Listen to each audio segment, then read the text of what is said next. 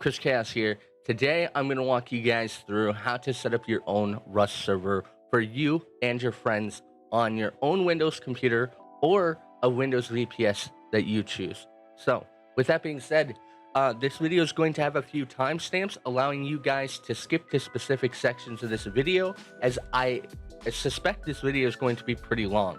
I'm going to go in depth on everything from starting up your server to port forwarding your server, changing your firewall so your friends can get inside the server, as well as adding plugins and changing plugins. So with that being said, let's start. Okay, so the first thing you guys are going to notice is in the description there's going to be a couple links. The first link you're going to see is WinRAR. Download WinRAR. You're going to need this program in order to extract the zip file that you're going to need to download. Underneath that link, you're going to see the tutorial files. You're going to want to download the tutorial files to allow ease of setup, and you can follow through everything that I do from start to finish in this video using the same files that you will have on your computer once you've downloaded that. So inside that, you guys are going to see something that looks like this. It's going to say Rust Admin Tools, SteamCMD. There's going to be a README in there, as well as a bat file, a Start.bat file. If you want to take a look, we can right click on the .bat file. First thing you're going to want to do is extract this to a folder on your desktop or anywhere else. Extract this entire folder. It'll look something like this once you extracted the folder somewhere. We're going to open it. And as you can see, if we right click on the bat file and we go inside, this basically is just the setup stuff for your server. We'll get into all that when we get there. It's nothing crazy. So this is going to be simplistic and very easy so that anyone is able to set up their own server. All right, first step we're going to want to do is we're going to want to open the folder, and we're going to want to copy our SteamCMD folder. Right click, you can right click and click copy or Control C. Then what we're going to want to do is we're going to want to navigate to our C drive. This is the main drive on your computer. You can open up your file explorer, scroll down under this PC. You should see local C disk drive. You're going to want to paste SteamCMD in there, open it, and then run SteamCMD. Once you start running SteamCMD, you're going to see a few things happening. It's going to start downloading SteamCMD inside that folder for you to allow you to then run the following commands that we're going to be doing. So this could take a couple minutes for you, could take a couple seconds. As you can see here, we should be pretty much done it anytime now. Boom, we're done.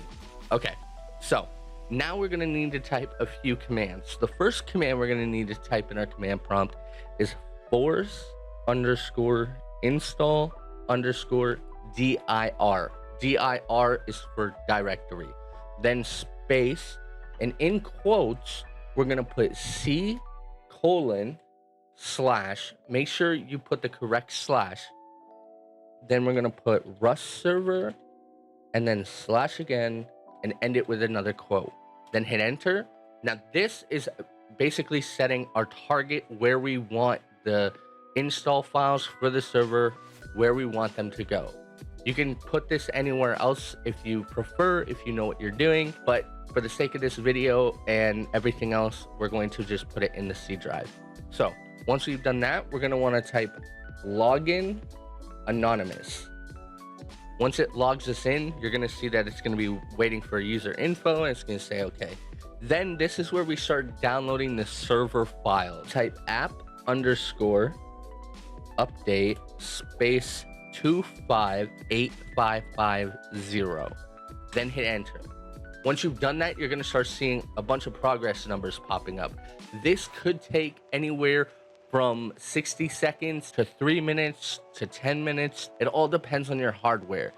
Just wait for the process, let it do its thing, and once it's done, I will come back to this video and I'll show you. Okay, as you can see, it finished downloading as well as verifying. It only took me about a minute or two. The time may vary for you. Once we have the server installed, just type quit. Boom. Okay, now we're going to want to go back to our C drive, and inside our main C drive, you're going to see a new folder called Rust server. We're going to want to double click on this, And inside here, you're going to see an application called Rust Dedicated. You're not going to want to click anything. You're not going to want to do anything. This is where we go back to the folder that we downloaded, the tutorial folder, and you can see the .bat file, the Start.bat. We're going to want to copy that. Once we've copied it, we're going to want to paste it inside the Rust server folder. Then we're going to want to right click it and edit. This will open a notepad. Inside this notepad, you're going to notice that there's going to be a lot of text. It's not going to really make much sense for you. The main important things in order to make sure that it's going to run your server and operate your server is that you have the correct location to where your SteamCMD is, as well as where your server is located. As you can see here, I'm purposely made a little mistake. It's not going to be on your end, but it's only going to be on mine for the sake of this video. In here, you're going to see Rust server 2/ for your force install directory. That's not correct. You're going to want to change it to what it is. So as you can see up here, it's Rust server. So if I Control C this, and then I go back into it, and I change this to that, and add the / at the end, it will be correct. For the sake of this, I think I have too many open. There we go. Save. Okay. As you can see, now this is corrected. In here, we're going to be able to change your server, the world that you're going to use, the world seed that you're going to use, how many players, what you want the server name to be, a description, as well as your website and stuff like that. There's one important thing that you need to change once you want your server public and out there, is you're going to want to change your Archon password. This is very important. This needs to be changed. In this video, it's going to be named tutorial 123, and you guys are going to see that in your file as well. It's going to say tutorial 123. I recommend changing this to whatever you want your Archon password to be. Moving forward, I will explain to you what the Archon password does and how important it actually is. So once we've changed the name of our server, which you can do when inside this folder where you see server host name, you can change the name. I named the server Chaos YouTube Rust Tutorial, and you can add a description in here as well. If you want to add a new line, you can just do a /n or /n, and then it'll add a new line if you want as well. You can also add a header image, as well as a website that you want the server to go to when people click on website. But now that we've saved this, we're going to close it, and then we're going to run this. Once we start running this, you're going to start seeing things happen. You're going to see that it's going to start logging in. It's going to start loading up files. Things are going to start popping up. Mine may look a little different than yours, but with that being said, we're going to let it run its course. It's going to go through its installation and everything like that. And once it's done starting up the server, once the server officially starts, this could take between 5 to 10 minutes to, it just depends on your hardware. It could take a minute, 2 minutes, 3 minutes. That all depends on your hardware. So what we're going to do is we're going to let this start running, and once it's done running, we'll get into everything else regarding port forwarding. Okay, so the server will be running when it tells you how much FPS it is, and it'll say done. On my CMD, it's not displaying there, but we'll see what's supposed to be displaying in a moment. So now that our server's up and running, we're going to want to go back to that folder, and we're going to want to take the Rust admin tool. We're going to want to right click. We're going to want to copy it, Control copy, and put it anywhere. I'm going to put it in my C drive. You can place it anywhere you want, but just for the sake of the video, I'm going to put it in my C drive. You're going to want to open it and run it. Once you run it, this is going to allow you to basically direct connect to your server and do a bunch of cool stuff. You're going to want to go to configuration. You're going to want to put the IP in of your server. For the sake of this video, I'm just going to use it locally. So 127.0.0.1. You can do this as well if you're just running it locally. And then change the port to 28015 for the server port, and 28016 for the Archon port. To find the information that you need to connect to the server, you go into your Rust file, your Rust folder, and go back into the .bat. And in here, you'll see your Archon password as well as the server port, and you will also see the Archon port here. So we're going to put the password in here. We're going to click auto connect on startup. We're going to click save. We're going to do Rust server, hit OK, click OK, I'll connect. And as you can see, it is connected. And if we click console and we go to the console, we're going to see that 0 players are connected right now. And once we connect to the server, this is where we'll see everything that's going on. You can go into server config, you can change the time of day, remove animals, add animals moving, don't add them moving, same thing like that. So we're gonna connect to our server. So we're gonna open up Rust. Make sure that you load up Rust once you still have your server running.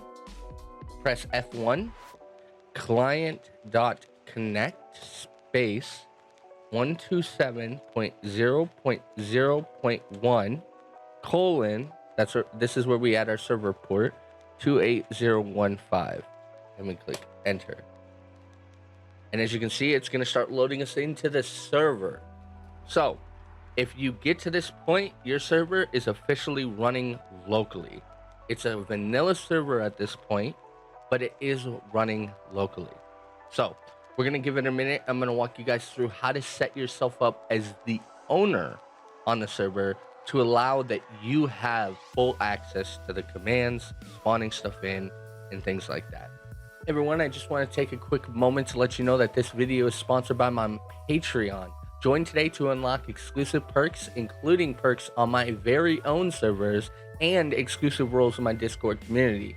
You'll be able to get support, in-depth explanations, and early access to my videos, as well as be able to suggest what my new next videos will be on. Check the description below to become a Patreon, and thank you guys so much for watching and supporting. As you can see, we've just woken up in our server, and you can look around, and when you type in chat, you'll notice your name is blue. Right now, you are a regular player. You're just a regular user. So what we're going to do is we're going to set you up as the owner. So we're going to want to Alt-Tab. And when we press Alt-Tab, we're going to want to go to our Rust admin. And as you can see, there's one player in the server. We click players, and you can see a list of players that are in the server. We're going to want to right-click on your name, copy SteamCMD, go to your console. Then some stuff may be blurred out here. Then we're going to want to go down to type command to execute down here. And we're going to want to type owner ID space, paste your Steam ID, then put your name, your Steam name, and then put space owner and enter. You're now added as an owner. Then you're going to want to click over here, save configuration. So we're going to click save configuration, or you can also type write CFG and it'll save it. So now you are set as the owner. So as you can see, if we type in chat again, our name is now green, which means we are now the owner of the server. If you press F1, you go to items, you can click on a gun, and right now it won't give it to you. You have to disconnect and reconnect, but you will be able to do that. So what we're going to do now is we're going to get in depth. This is where things are going to get a lot more in depth. Now that we have our server set up, we're going to want to open our ports in our firewall to allow our friends to join the server. Well, first thing we're going to want to do is Alt-Tab again, go to your search bar, type CMD. Inside here, we're going to want to type ipconfig. Now, some stuff's going to be blurred out, but the main thing you're going to want to focus on is your IPv4 address. Inside here, we're going to look at that. We're going to see it's 192.168.101 for me. It'll be different for you, depending on which computer on your network you're on. So with that being said, now we're going to want to keep note of that. And we're going to want to go down to our search again and type advanced firewall. or just type advanced and then go to advanced Windows security firewall. It'll look something like this. You're going to want to go to inbound rules, and in here you're going to want to add a new rule. We're going to add a new rule. We're going to choose port.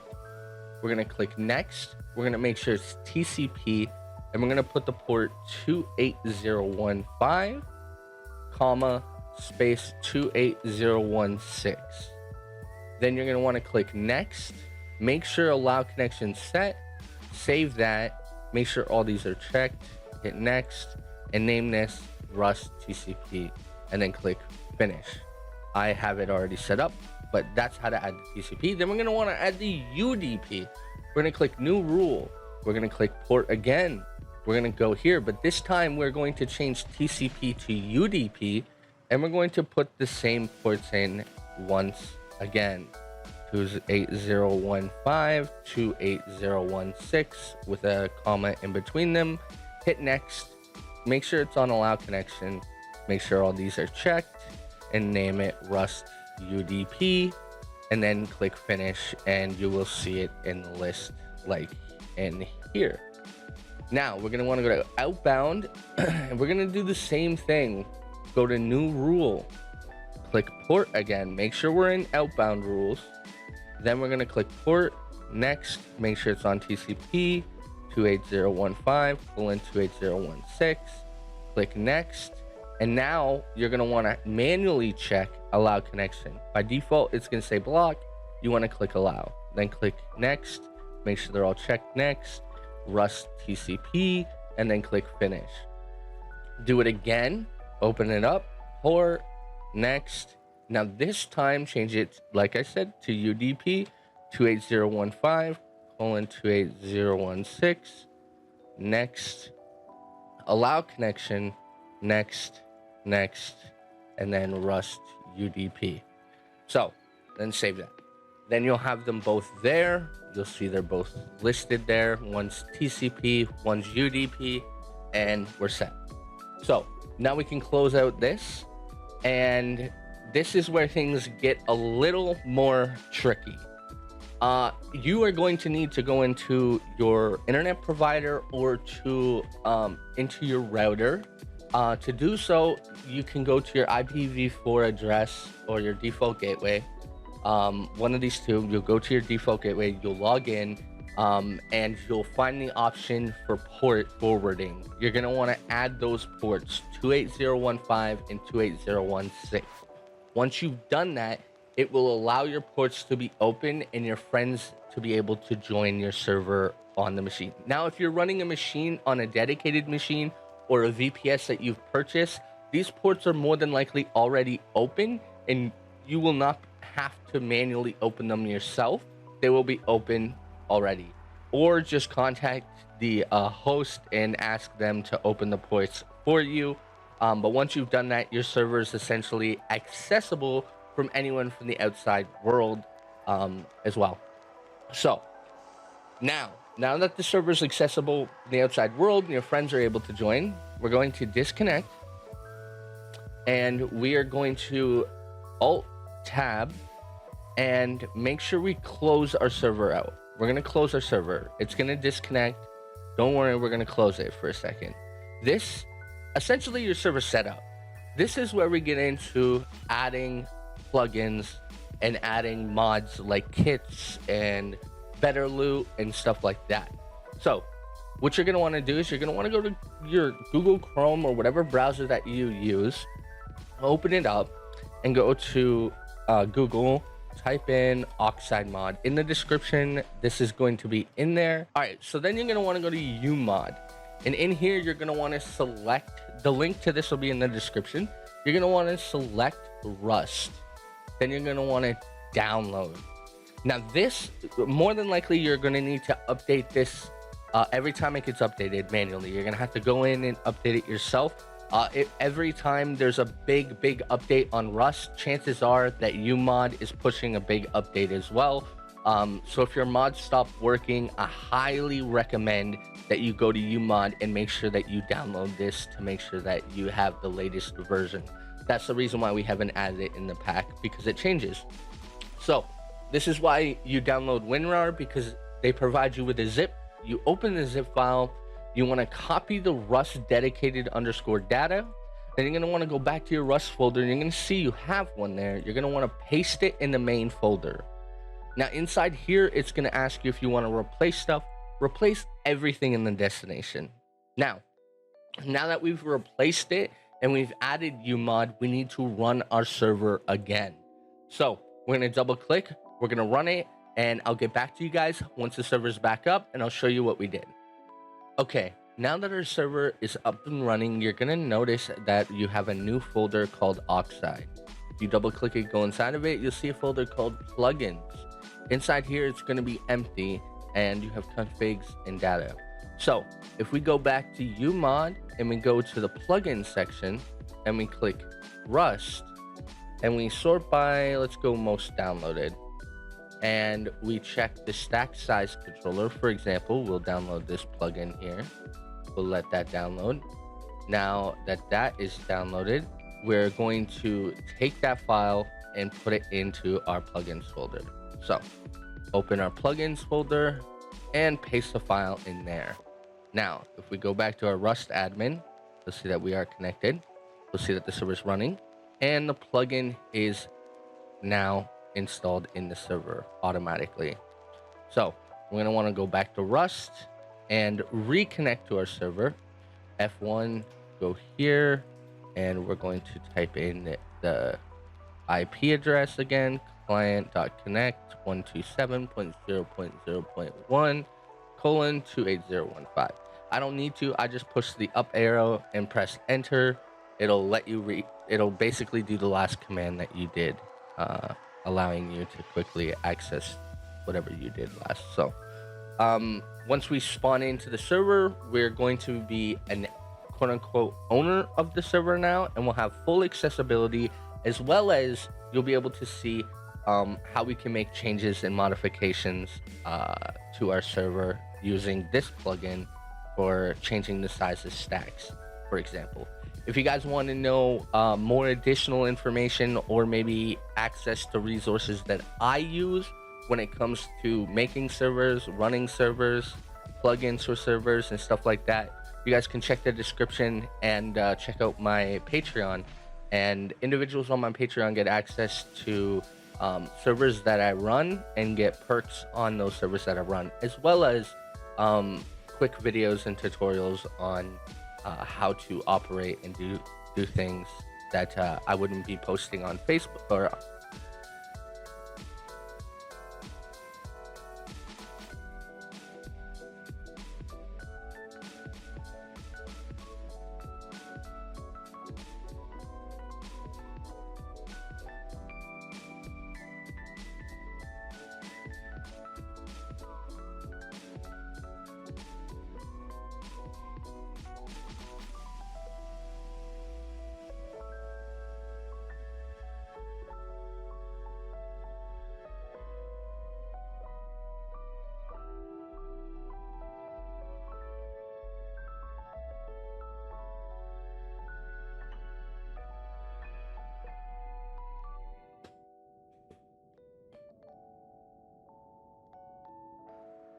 All right, now that we're in the server, let's load up, and we'll test if we can give ourselves something.